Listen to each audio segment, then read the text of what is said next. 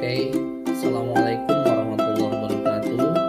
Rekan-rekan mahasiswa sekalian, pada kesempatan pagi ini kita akan membahas satu pembahasan mata kuliah manajemen keuangan syariah di sesi 1 ini, yaitu prinsip dasar dari keuangan Islam. Ya. Yang pertama yang perlu kalian ketahui bahwa pada dasarnya transaksi dalam keuangan Islam itu memiliki 3 aspek utama yang sangat mendasar atau yang sangat fundamental. Yang pertama, bahwa kita mengetahui transaksi ekonomi dan keuangan Islam itu harus terbebas dari unsur riba, gharar, dan maisir. Jelas ini hal yang sangat mendasar bahwa dalam transaksi ekonomi dan keuangan syariah itu harus terbebas dari ketiga unsur ini. Dan yang kedua adalah transaksinya harus maslahah, adil, dan ridho bil ridho. Maslahah itu mengandung makna bahwa setiap transaksi itu jangan sampai berdampak negatif terhadap pihak manapun, ya, baik terhadap orang yang melakukan transaksi jual ataupun terhadap orang yang melakukan transaksi beli. Nah, artinya bahwa kemaslahatan ini dijunjung tinggi dalam prinsip-prinsip ekonomi Islam atau prinsip-prinsip keuangan Islam. Dan yang ketiga, yang selanjutnya adil. Nah, artinya bahwa prinsip ini harus menilai, harus bisa dan harus mampu melihat bahwa semuanya sama dan memiliki persamaan hak dan kewajiban dalam ekonomi Islam. Ridho bil ridho. Nah, ini juga sama, ya, bahwa transaksi itu harus sama-sama ridho, harus sama-sama ikhlas. Untuk selanjutnya, bahwa prinsip dasar yang ketiga yaitu halalan thayyiban. Tidak hanya halal tapi juga harus thayyib. Untuk selanjutnya, bahwa prinsip keadilan ini disebutkan bahwa dalam rangka mewujudkan cita-cita keadilan sosial, ya, Islam secara tegas mengecam konsentrasi aset kekayaan pada sekelompok tertentu atau hanya pada kelompok orang-orang yang kaya saja, dan menawarkan konsep zakat infak sedekah sebagai instrumen yang bisa sebagai alat untuk redistribusi kekayaan. Nah, dasar hukumnya terdapat di dalam Quran surat Al-Hasyr ayat ke-7 dan juga surat Al-Ma'arij ayat ke-24. Di dalam surat Al-Hasyr Allah Subhanahu wa taala menyampaikan, a'udzubillahi minasyaitonirrajim, kaila yakuna dulatan bainal aghniyai minkum, bahwa supaya harta itu jangan sampai beredar di antara orang-orang yang kaya saja di antara kamu. Walladzina fi amwalihim haqqum ma'lum, ini terdapat dalam Quran surat Al-Ma'arij ayat ke-24, bahwasannya di dalam harta yang kita miliki tersedia bagian tertentu yang harus disampaikan atau harus didistribusikan kepada pihak-pihak yang telah Allah tentukan. Untuk selanjutnya, ya, bahwa dari prinsip keadilan ini ada implikasi. Nah, implikasinya berupa 2 implikasi. Yang pertama, implikasi keadilan sosial. Bahwasanya Islam memandang semua manusia itu sama saja di mata Allah Subhanahu wa taala. Yang membedakan adalah derajat ketakwaan seseorang. Inna akramakum indallahi atqakum. Bahwasannya sesungguhnya orang yang paling mulia di antara kamu di sisi Allah adalah orang-orang yang paling bertakwa di antara kamu.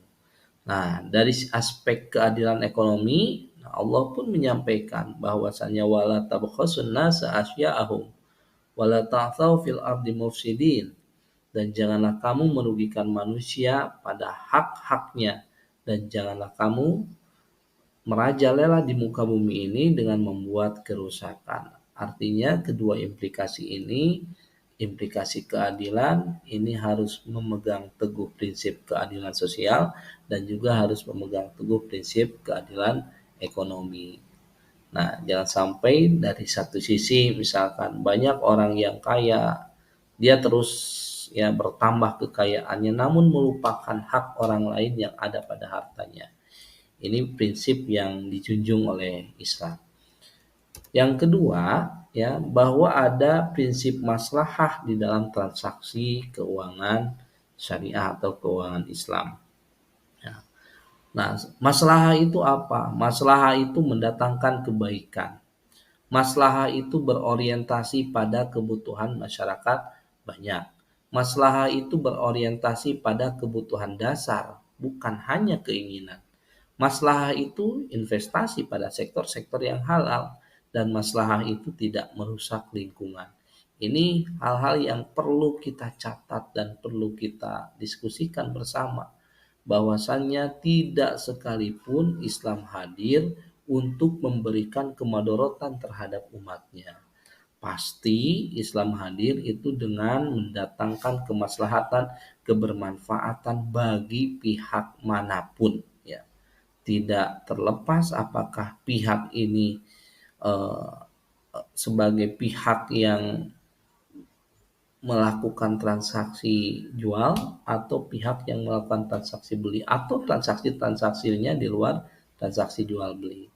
Nah, dasar hukumnya kita lihat pada Quran surat Al-Isra ayat ke-19.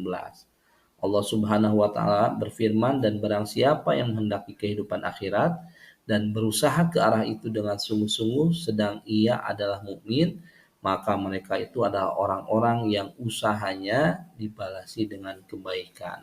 Nah, tentu ini adalah hal-hal yang baik yang bisa dilakukan oleh siapapun dan bisa juga terkena kepada siapapun. Oke. Untuk selanjutnya, ya, di samping kedua prinsip keadilan dan prinsip maslahah, bahwa transaksi keuangan Islam itu harus terbebas dari unsur riba, unsur goror, unsur maisir, dan zulmun. Ya. Nah, selanjutnya apa itu riba? Ya. Nah, riba itu menurut bahasa adalah tambahan, aziyadah, berkembang atau anumu, meningkat, irtifa ataupun membesar al-ulu. Artinya setiap tambahan ya pada setiap transaksi pinjam meminjam. Ya. Di dalam sebuah hadis disebutkan kullu qardin jaru manfaatin fahuwa riba. Bahwasannya setiap tambahan dari transaksi pinjam meminjam itu adalah riba. Nah, ini dipertegas juga dengan menurut istilahnya, menurut istilah bahwa penambahan, perkembangan, peningkatan, pembesaran atas pinjaman pokok yang diterima pemberi pinjaman dari si peminjam sebagai imbalan karena telah menangguhkan atau berpisah dari sebagian modalnya selama periode waktu tertentu.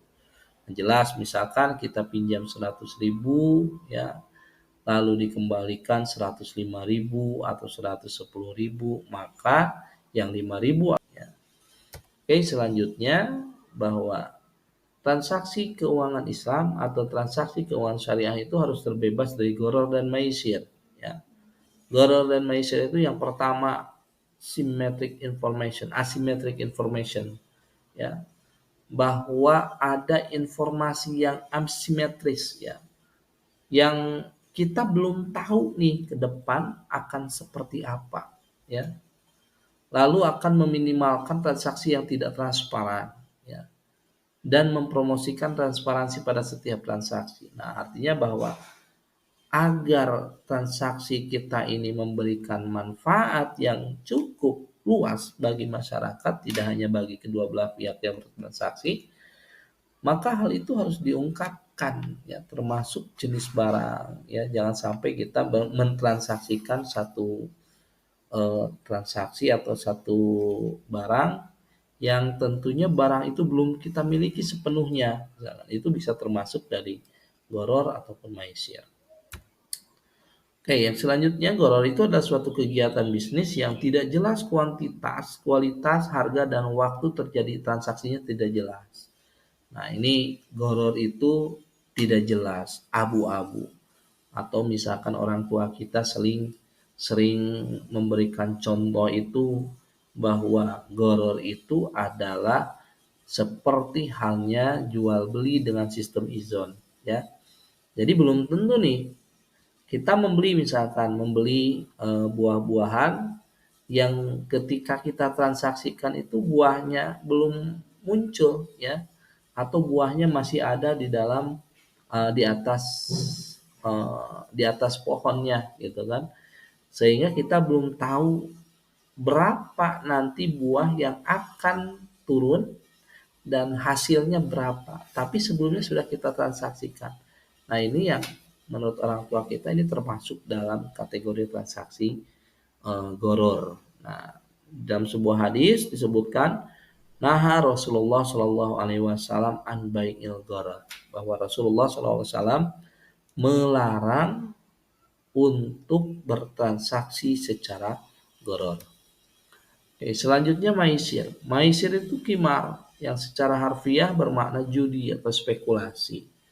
Nah, secara teknis maisir itu adalah setiap permainan yang di dalamnya diisyaratkan sesuatu yang berupa materi yang dapat diambil oleh pihak yang kalah untuk pihak yang menang. Artinya di sana ada sesuatu yang sama-sama tidak jelas, ya, apakah dia akan menang ataupun akan kalah.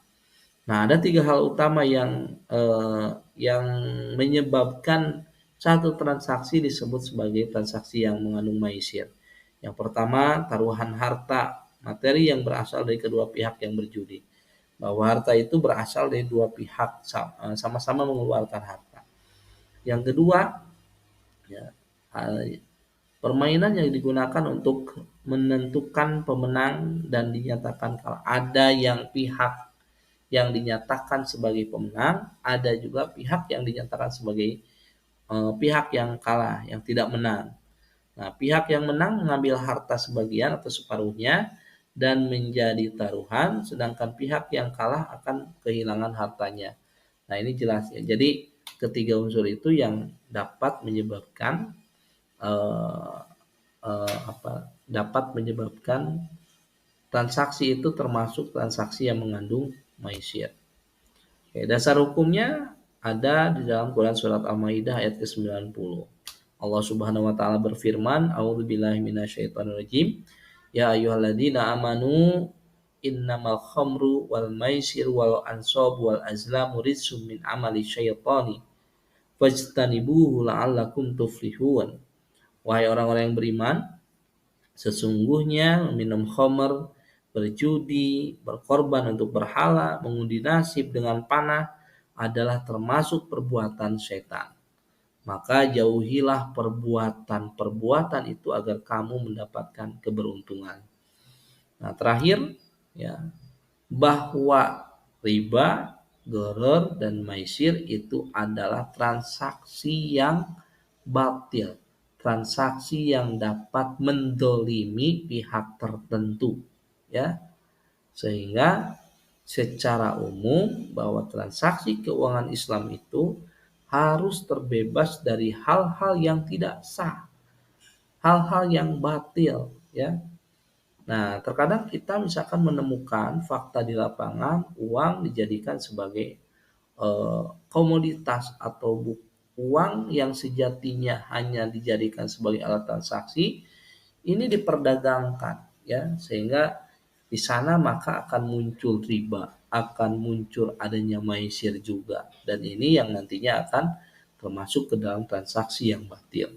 Yang kedua adalah pertumbuhan uang sejalan dengan sektorial, artinya ada ketika uang itu bertambah maka seharusnya, ya, sektorial juga ikut meningkat, pertumbuhan ekonomi juga ikut meningkat, ya. Dalam Islam tidak mengenal adanya konsep time value of money yang dapat menyebabkan riba dan bunga, tetapi yang ada adalah economic value of time, adanya produktivitas sehingga uang itu mampu memberikan manfaat kepada orang-orang yang bertransaksi. Demikian sekedar pengantar perkuliahan kita pada pagi hari ini, mudah-mudahan memberikan manfaat yang cukup besar untuk kita semuanya. Mudah-mudahan kita selalu semangat dan saya akhiri. Wassalamualaikum warahmatullahi wabarakatuh.